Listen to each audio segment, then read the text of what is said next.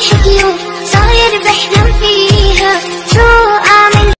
اعوذ باللہ من الشیطان الرجیم، بسم اللہ الرحمن الرحیم۔ السلام علیکم دوستوں، امید کرتی ہوں آپ سب خیریت سے ہوں گے۔ دوستوں، آج میں آپ کے لیے ایک ایسا پروگرام لے کر حاضر ہوں جو یقیناً آپ کو پسند آئے گا۔ اس پروگرام میں ڈاکٹر اسرار احمد صاحب نے صرف 2 منٹ میں ہمارا عقیدہ اور ایمان میں فرق واضح کیا ہے کہ ہمارے پاس عقیدہ ہے یا ایمان کی طاقت۔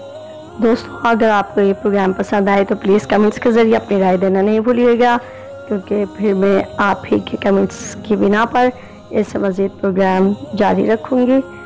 تو آپ مجھے کمنٹس کریں، لائک کریں اور پروگرام کو شیئر کریں۔ دیکھیے، برا نہ مانے، مغالطے میں نہ رہیے، میرے اور آپ کے دلوں میں ایمان نہیں ہے، عقیدہ ہے۔ عقیدہ ہے، والدین سے ملا ہے۔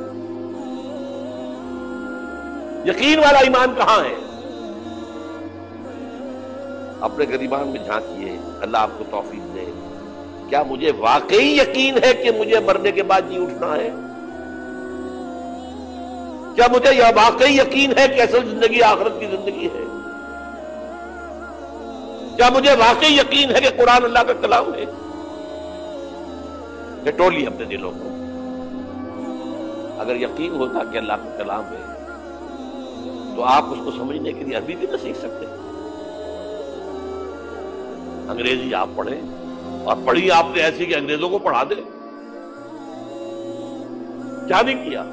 پی ایچ ڈیز کر رہے ہیں، کون کون سے فنون نہیں سیکھے، ڈاکٹر، اتنی عربی نہیں سیکھی۔ تمہارا دعویٰ ہے کہ تمہارا یقین تھا میری کتاب پر، اللہ پوچھے گا تمہارا سلوک کیا تھا میری کتاب کے ساتھ؟ تم نے پڑھا اس کو، سمجھا اسے سمجھنے کے لیے عربی سیکھی؟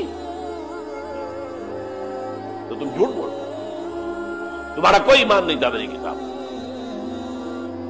ما آمن بالقرآن من استحل محارمہ، جنہوں نے سود کو اپنے پورے نظام کی جڑ بنیاد بنایا ہو، ان کا ایمان کوئی ہے اللہ پر؟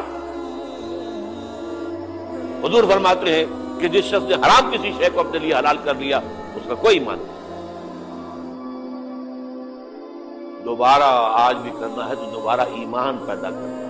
ایمان، عقیدہ نہیں، ایمان۔ صرف لپ سروس نہیں، اقرار باللسان نہیں، تصدیق بالقلب۔ شو أعمل إني شو قلبي معلق فيها من كتر الحكي